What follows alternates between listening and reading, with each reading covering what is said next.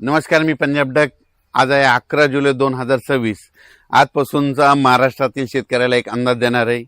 राज्यातलं परिस्थिती बघितल्याच्या नंतर आपण म्हटलं होतं ना, राज्यात 10 तारखेच्या नंतर 11 पासून चांगलं सूर्यदर्शन होईल. तर 11 तारखेला चांगलं राज्यात सूर्यदर्शन झालं आणि वारं देखील सुटलेलं आहे.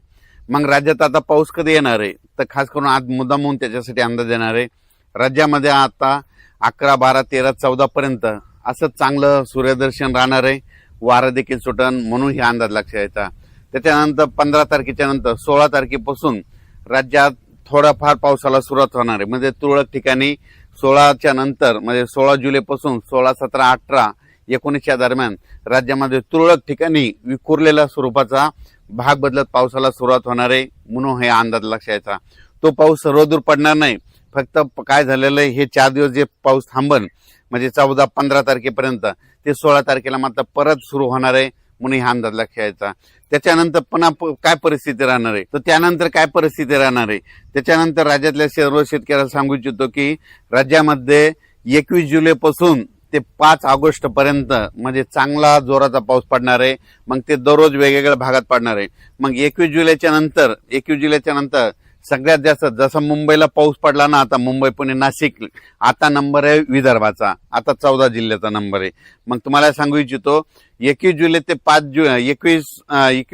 5 जुलैच्या दरम्यान राज्यामध्ये गडचिरोली, चंद्रपूर, नागपूर, वर्धा, भंडारा, गोंदिया, यवतमाळ, अकोला, हिंगोली, वाशिम, त्याच्यानंतर इकडं बुलढाणा जिल्हा, जालना जिल्हा, जळगाव जिल्हा, ह्या भागामध्ये मात्र 21 जुलै, 22, 23, 24 पर्यंत चांगला जोराचा पाऊस पडणार आहे. म्हणून हा अंदाज लक्षात यायचा.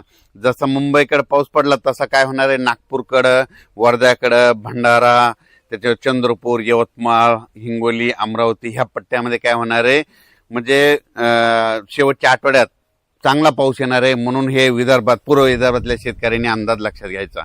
21 जुलै ते 5 ऑगस्टच्या दरम्यान विदर्भामध्ये चांगला पाऊस पडणार आहे. पूर्व विदर्भ आणि पश्चिम मध्ये 6, 5, 11 जिल्ह्यामध्ये चांगला पाऊस पडणार आहे. म्हणून विदर्भवासियांसाठी आनंदाची बातमी.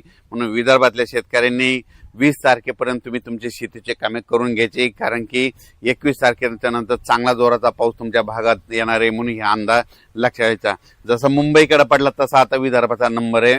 नागपूरचा, वर्ध्याचा, भंडाराचा, चंद्रपूरचा, गडचिरोलीचा त्यांचा आता नंबर आहे. म्हणून हा अंदाज त्यांनी लक्षात घ्यायचा. पण तुम्हाला एक सगळ्यात महत्वाचं सांगू इच्छितो, पंढरपूरची दिंडी परतल्याच्या नंतर मात्र राज्यात मात्र जोराचा पाऊस पडणार आहे. म्हणून ही अंदाज लक्षात घ्यायचा. मग ते पाऊस कसा पडणार आहे, 27 जुलैपासून ते 5 ऑगस्ट पर्यंत राज्यात मग जोराचा पाऊस सगळीकडेच पडणार आहे. म्हणून हा अंदाज लक्षात घ्यायचा. त्याच्यानंतर सांगायचं झालं तर अहिल्यानगर जिल्हा, पुणे जिल्हा, नाशिक जिल्हा, तिकडे काय होणार आहे, 21 तारखेच्या नंतर चांगला पावसाला सुरुवात होईल आणि सरी मात्र पुणेकडे तिकडे सुरू होतील. म्हणून हे अंदाज लक्षात यायचा. त्याच्यानंतर इकडे सांगली जिल्हा झालं, सोलापूर जिल्हा झालं, लातूर जिल्हा झालं, धाराशिव जिल्हा झालं. जुलैच्या शेवटच्या आठवड्यामध्ये तिकडे पाऊस येणार आहे.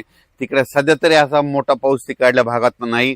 म्हणून लातूर जिल्हा, त्याच्यानंतर धाराशिव जिल्हा, सोलापूर जिल्हा, सांगली जिल्हा ह्या भागातील शेतकऱ्यांनी, बीड जिल्ह्याचा काही भागातील शेतकऱ्यांनी लक्षात यायचा. आता हे जे पाऊस येणार आहे म्हणजे आता 21 जुलैपासून जे जास्त पाऊस फक्त आता पूर्व विदर्भ आणि पश्चिम म्हणजे 14 जिल्ह्यामध्ये जास्त पडणार आहे. म्हणून हा अंदाज लक्षात यायचा. त्याच्यानंतर यात्रा परतल्याच्या नंतर मात्र महाराष्ट्रामध्ये सगळीकडे जोराचा पाऊस पडणार आहे. म्हणून हा अंदाज लक्षात यायचा. म्हणजे 27 जुलैच्या नंतर राज्यात मग 27 जुलै ते 5 ऑगस्टच्या दरम्यान मग राज्यात सगळीकडे जोराचा पाऊस राहील. म्हणून हा अंदाज लक्षात घ्यायचा.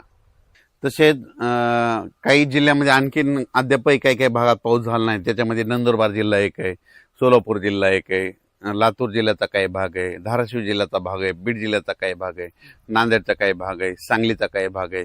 त्या भागात मात्र 21 जुलैपासून ते 5 जुलैच्या दरम्यान तिकडे देखील दररोज वेगवेगळ्या भाग, 21 जुलै ते 5 ऑगस्टच्या दरम्यान तिकडे देखील त्या भागात पाऊस पडेल आणि त्यांच्या देखील पेरण्या होणार आहेत. म्हणून हा अंदाज लक्षात यायचा.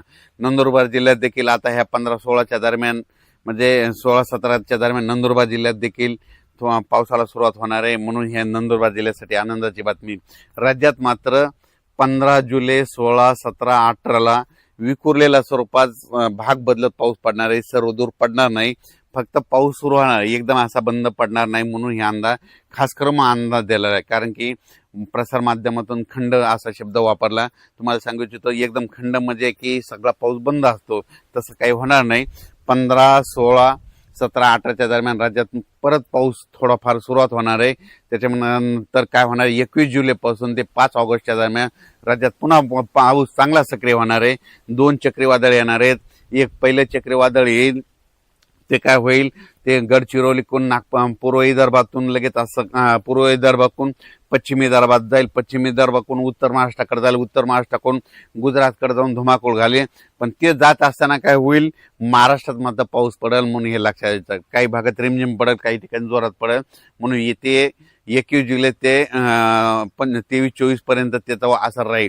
त्याच्यानंतर परत एकदा पुन्हा आणखीन पाठीमागून एक लो प्रेशर तयार होईल आणि त्याचा पाऊस पुन्हा काय होईल, 27 जुलैच्या नंतर ते 27 जुलै ते 5 ऑगस्टच्या दरम्यान ते पाऊस येईल. म्हणून हे अंदाज लक्षात यायचा. राज्यात एकदम सगळीकडे पाऊस असा बंद काय होणार नाही. राज्यात फक्त 4 दिवस म्हणजे आज 11, 12, 13, 14 पर्यंत राज्यात चांगलं उन्हाची तीव्रता वाढेल आणि आता वारं जोरात सुटेल म्हणून हा अंदाज लक्षात घ्यायचा.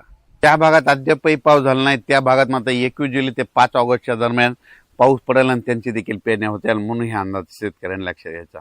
अचानक वातावरण बदल झाला, परत एक मेसेज दिला जाईल. धन्यवाद.